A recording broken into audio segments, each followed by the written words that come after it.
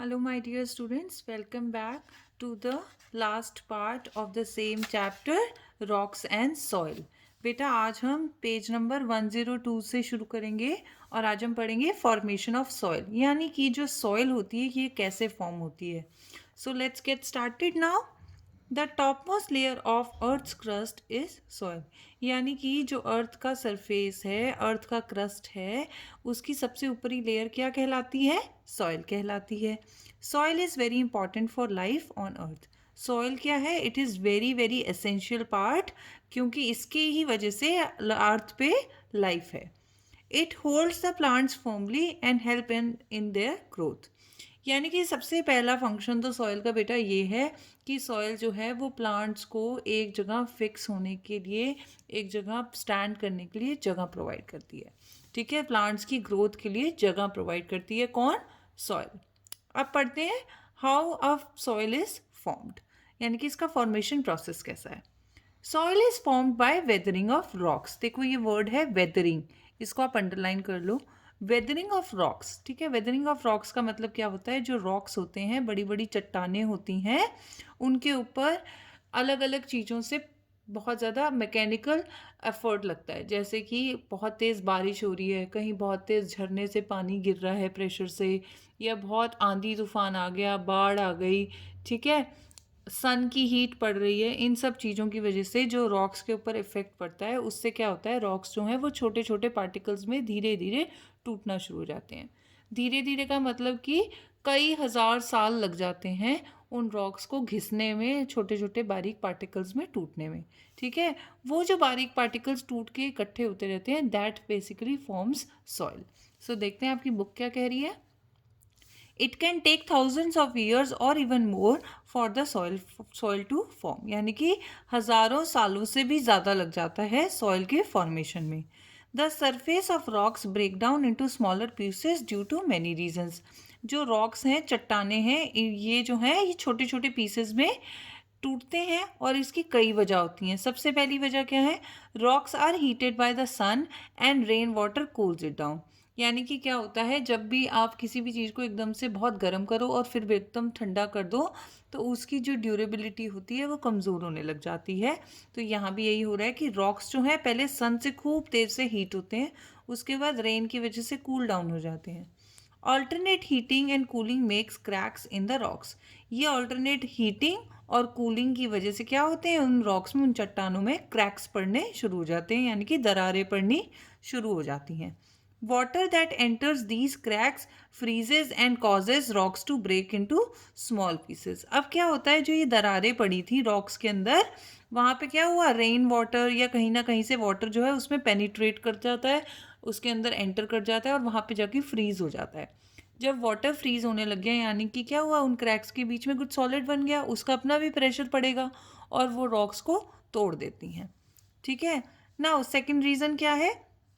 Due to strong winds and running water of streams, waterfalls and rivers. यही मैंने अभी आपको बताया कि बहुत तेज़ अगर हवाएं चल रही हैं, आंधी तूफान आ रहा है, या फिर बहुत प्रेशर से पानी पड़ रहा है रॉक्स के ऊपर, वो किस चीज़ से होता है? वो किसी स्ट्रीम से हो सकता है, किसी झरने से, वाटरफॉल से हो सकता है, या कहीं रिवर के पानी का जो प्रेशर वो भी हो सकता है. ठीक है. Rock pieces hit each other and break into smaller pieces. इससे क्या होता है, जो रॉक पीसेस के ऊपर एक तो पानी का प्रेशर पड़ रहा है, और इनकी इस प्रेशर की वजह से जो रॉक्स हैं आपस में भी टकराते हैं, कोलाइड करते हैं और स्मॉलर पीसेस में टूट जाते हैं. नाउ द थर्ड रीज़न कि रॉक्स क्यों टूटते हैं. Sometimes plants grow between the cracks of the rocks.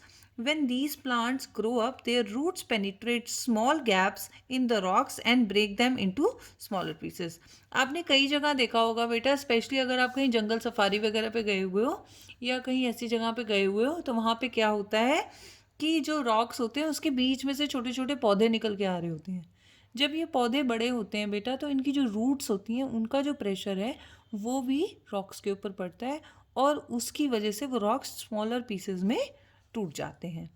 The size of the rock pieces varies, यानी कि रॉक्स जो हैं जिन पीसेस में टूट रहे हैं उनका साइज क्या है? डिफरेंट डिफरेंट होता है, वेरी करता है.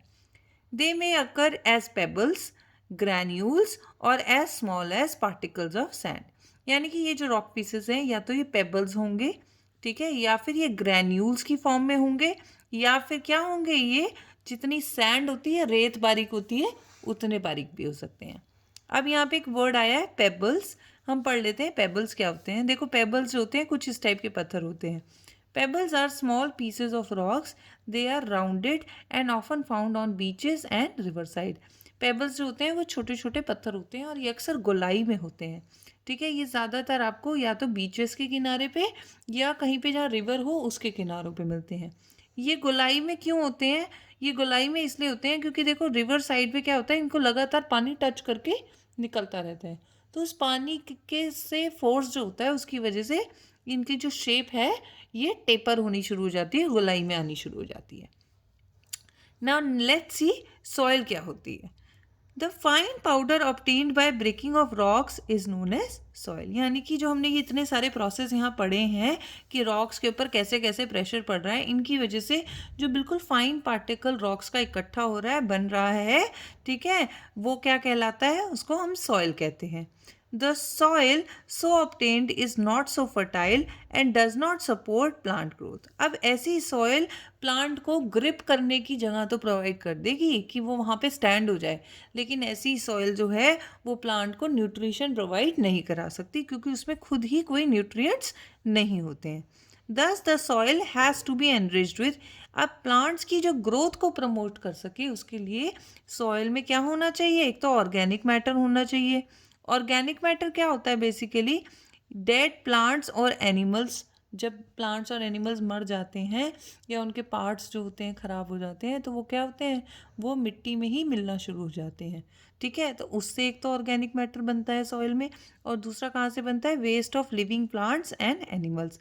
लिविंग प्लांट्स और एनिमल्स के जो वेस्ट मटेरियल होता है वो भी जब मिट्टी में घुमता जाता है उससे भी जो सॉइल की फर्टिलिटी इंक्रीज होती है।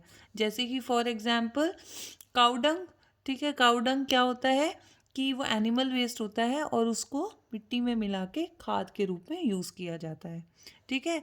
और थर्ड सेकंड चीज़ क्या है, उस सॉइल में क्या होने चाहिए, मिनरल्स होने चाहिए।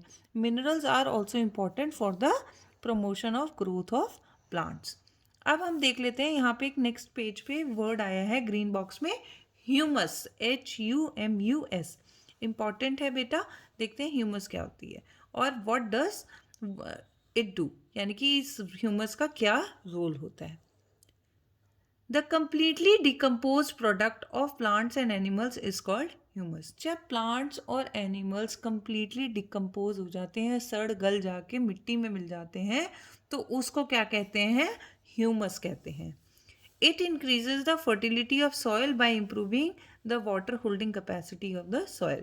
ये क्या करता है, ये सॉइल की जो फर्टिलिटी को इंक्रीज करता है। कैसे करता है, सबसे पहली बात तो ये न्यूट्रिशन प्रोवाइड कराता है सॉइल को, जिससे कि क्या होते हैं, प्लांट्स बहुत इजीली और आसानी से ग्रो हो जाते हैं।